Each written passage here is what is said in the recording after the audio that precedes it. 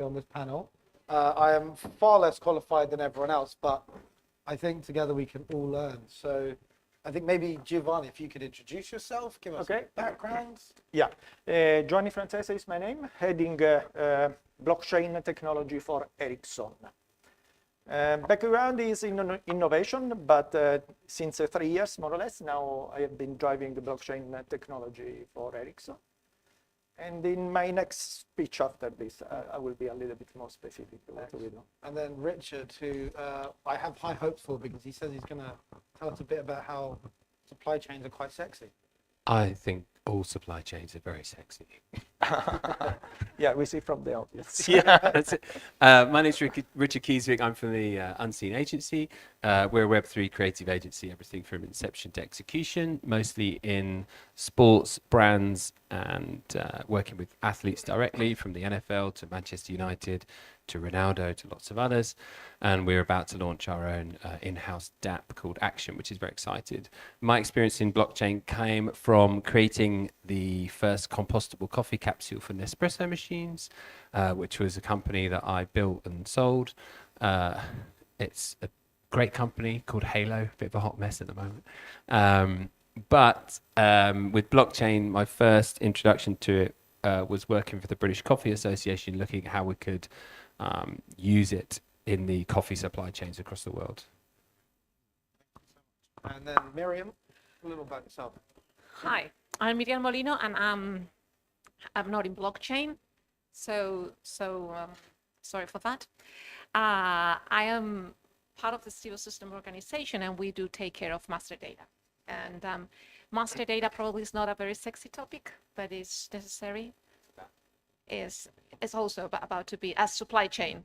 Okay, but as we take care of essential data around supplier, facilities, location, we are involved in the complexity of supply chains. And now I think it's a very interesting momentum to talk about supply chain, because coming after the pandemic, somehow we've all realized that the model that we had with such long supply chains had certain limitations and obstacles, and now companies are reinventing their supply chains and using technology not only to prove or to create security, but also to promote collaboration and transparency.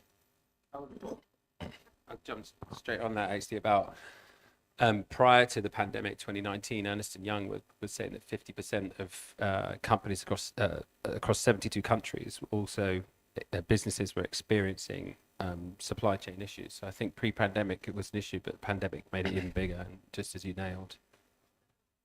Yeah, I think that's something, maybe this is still on topic, but has there been a shift from your experiences? Has COVID shifted it from like a Web 2 place to Web 3? Has that accelerated the adoption of blockchain technology because of COVID? Yeah. Oh, okay. Yeah, the mic. Yeah, definitely yes.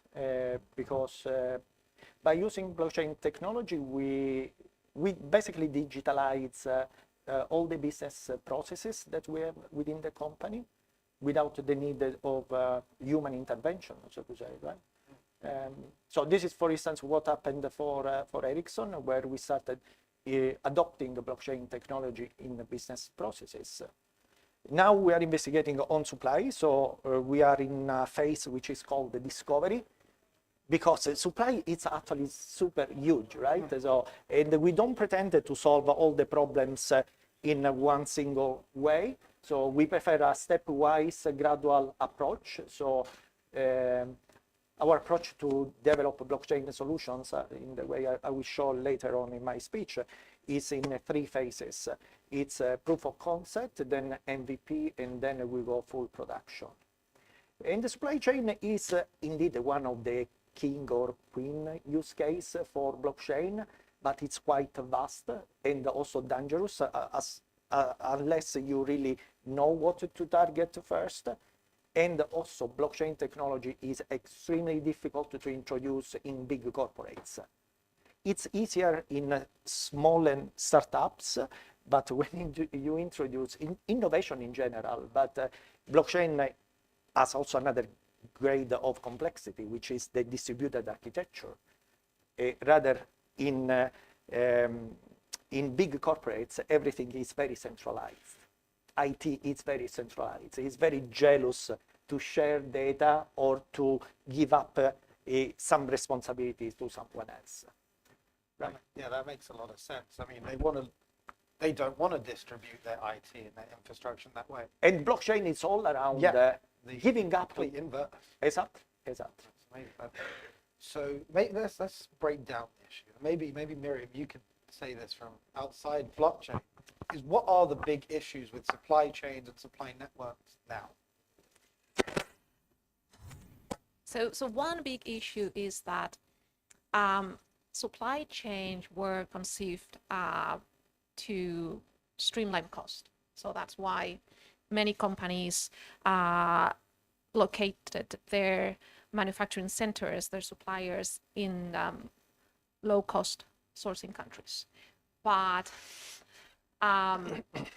pandemic showed that this is a risky model, and companies are now trying to understand how they can decouple certain areas of their supply chains and locate them into a closer, in countries that are closer. So it can maybe the same country, and in the States they're moving into that direction, or in Europe companies are exploring nearshore options.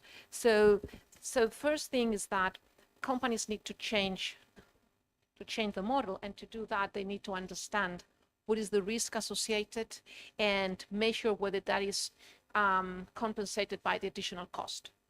So that's one thing. Second is regulatory movement expanding into information that needs to be included in the product is also requiring different actors in the supply chain to participate. So it's not only, so when we talked about traceability, which is another component and another big word associated to supply chain, it's not that you are able to capture information from your first tier, so your direct suppliers, that you need to capture information from the supplier of the supplier, and that implies integration, that implies data quality, that implies transparency. It's a lot of things going on associated to this regulatory movement.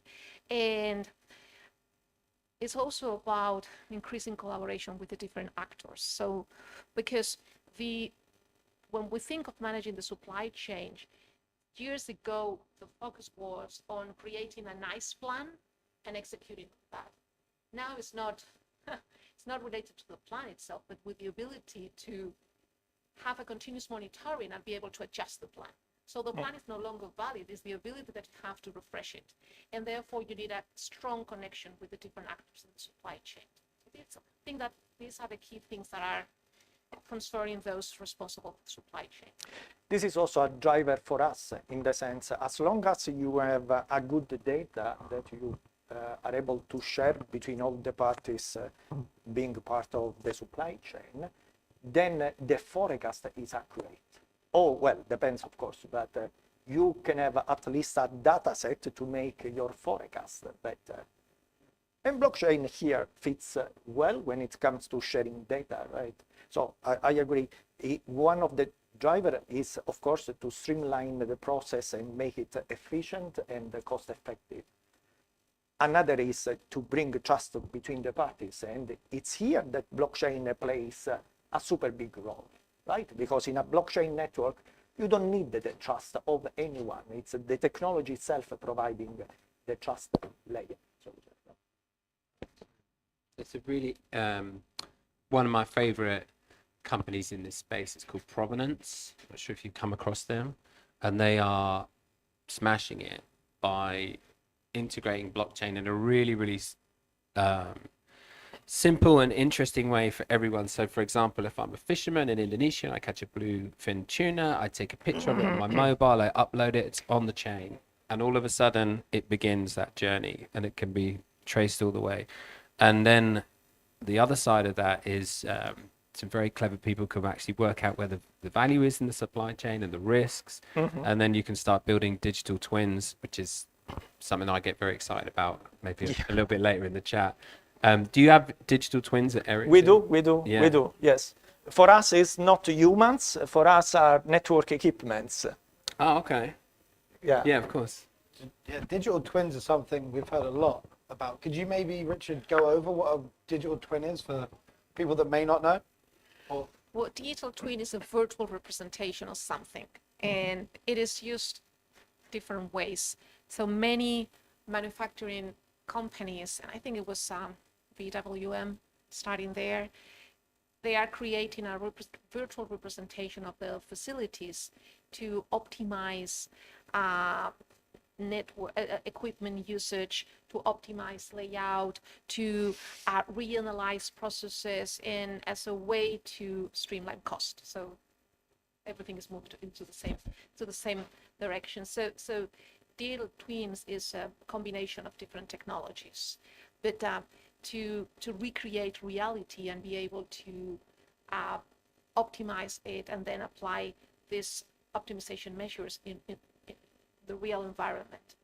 And that is a really smart usage of technology. The only bad is that these digital twins initiatives, and maybe you could build on that, but these digital twin initiatives are kind of isolated, so it's not a global network of digital twins representing every facility of a specific company. They are more disaggregated, and I believe that the movement should be to aggregate them in order to create a really an intelligent type of learning ecosystem that can improve processes. And maybe open, right? Because all those environments are quite close. So the digital twin we developed, for instance, in Ericsson, they are used basically. Okay, let me restart from what we in Ericsson do, because I guess if I ask here around, most of the people will say Ericsson is in the mobile, they make mobile phones. No, we don't do that anymore. It was an experience in the past and never in such business actually. It was never the core business of Ericsson. So we do network equipment.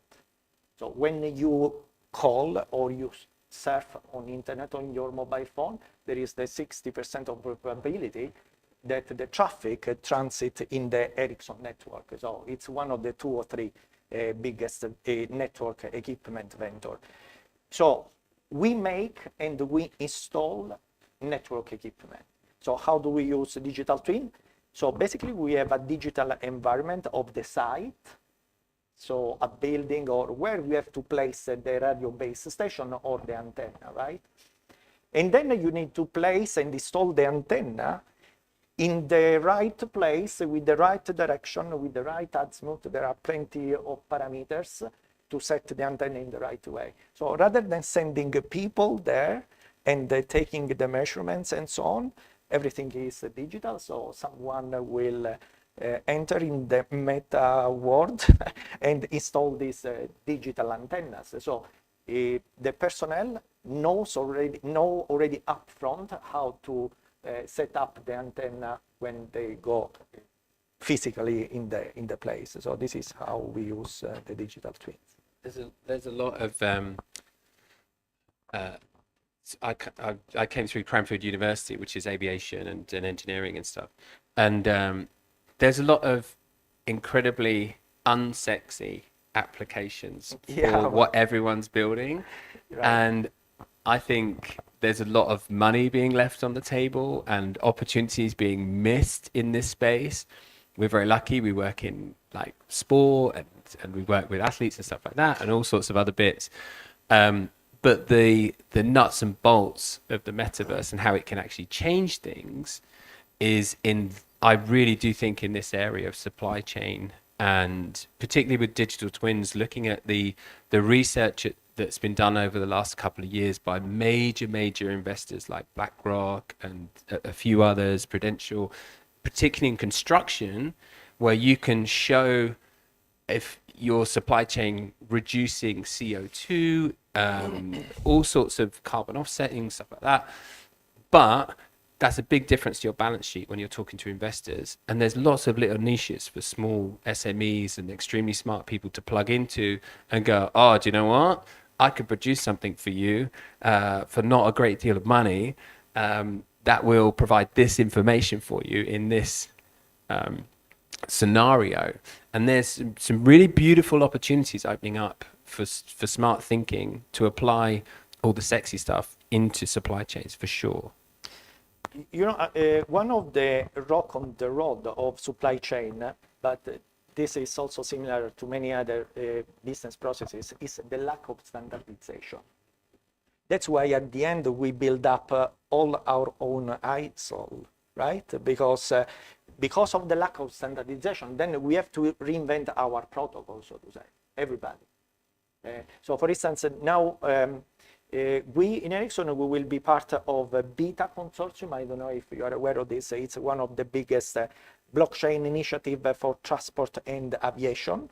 So transport is basically FedEx or UPS, very involved in the supply chain, so that together to provide some sort of standardization, because otherwise you have always very niche solutions, right? So we build up our Ericsson solution, but it's closed.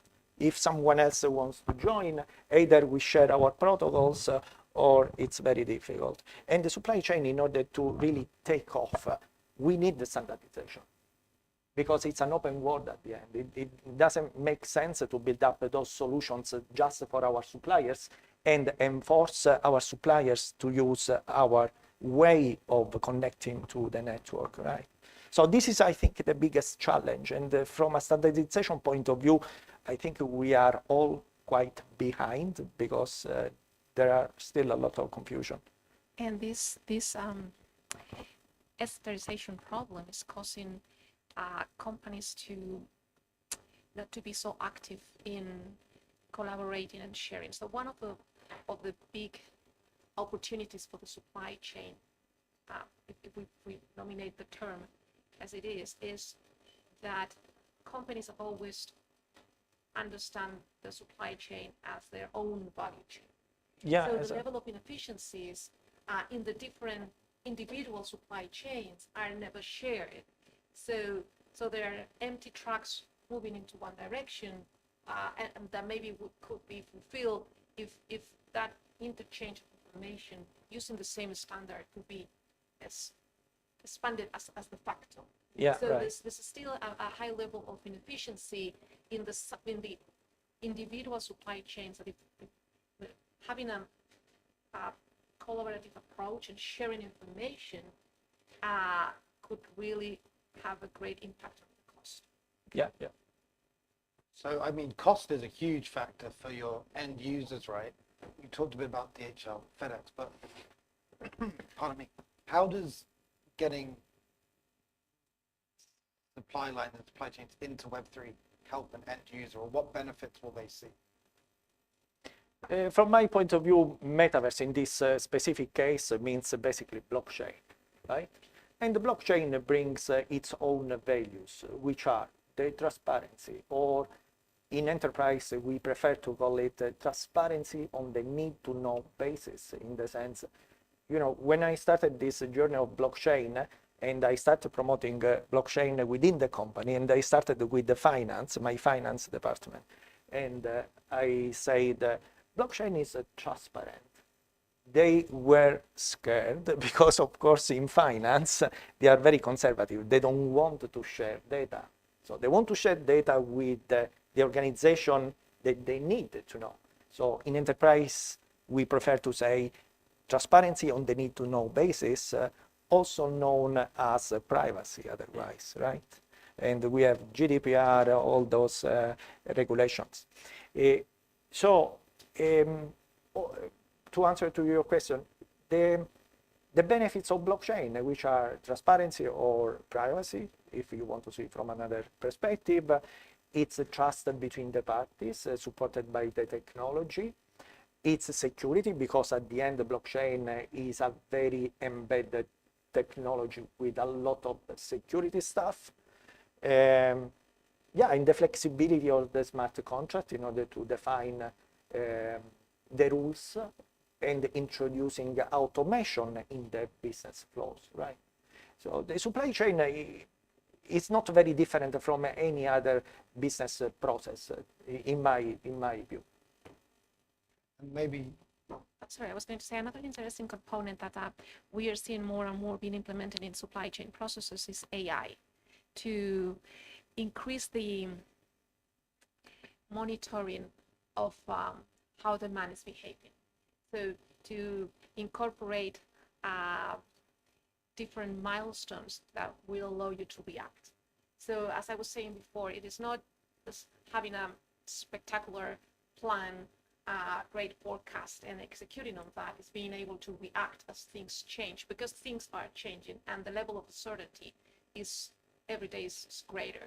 So it's just using AI components to have a greater sensibility of your demand and how these changes in demand need to be responded from actions in rescheduling orders, prioritizing certain specific transportations, reactivating relationship with the specific suppliers. So all these things that you can do,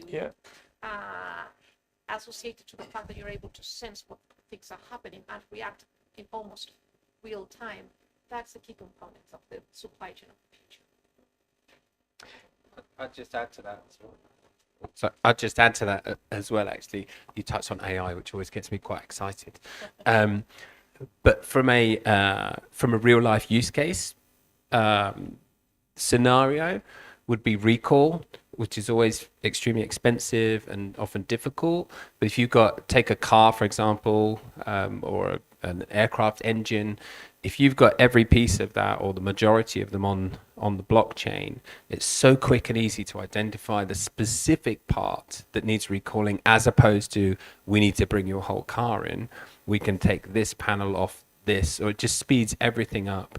And if you've got some AI built in there, you know exactly where the car is and you know exactly how many cars are there. And so it gives you a different opportunity to solve.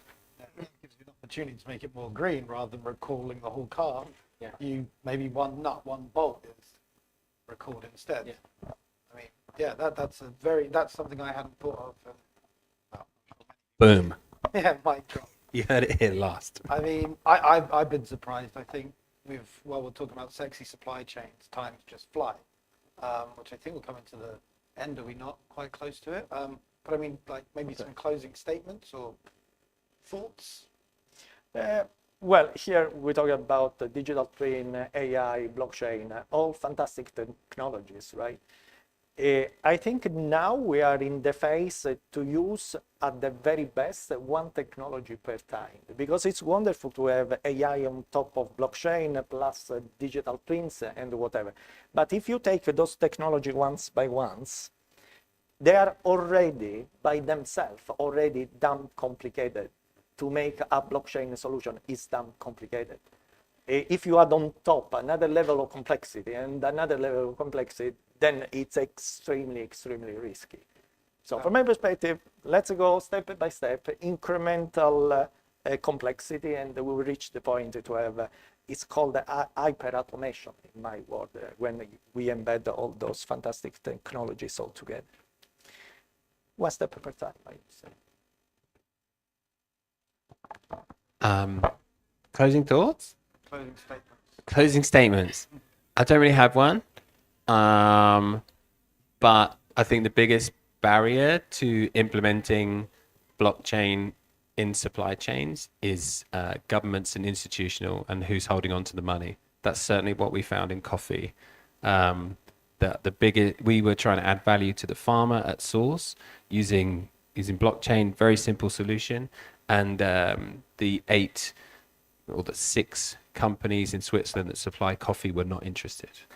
So it has to often come at a governmental level. A couple of things. One is companies will need also to adjust and change the way they measure KPIs around supply chain. So things have changed. The way to measure success of supply chain needs to be changed. And there's a component that I think it's not being exploited as it should be by companies, which is the concept of risk management, understanding where the risk lays and therefore acting in consequence. And of course, technology offers a great set of capabilities, but it's also understanding where to focus. Well, thank you. Like a round of applause, please, for our panel. Like, thank you for joining us. It's been truly insightful. Thank you, everyone. We're actually going to jump right into Giovanni's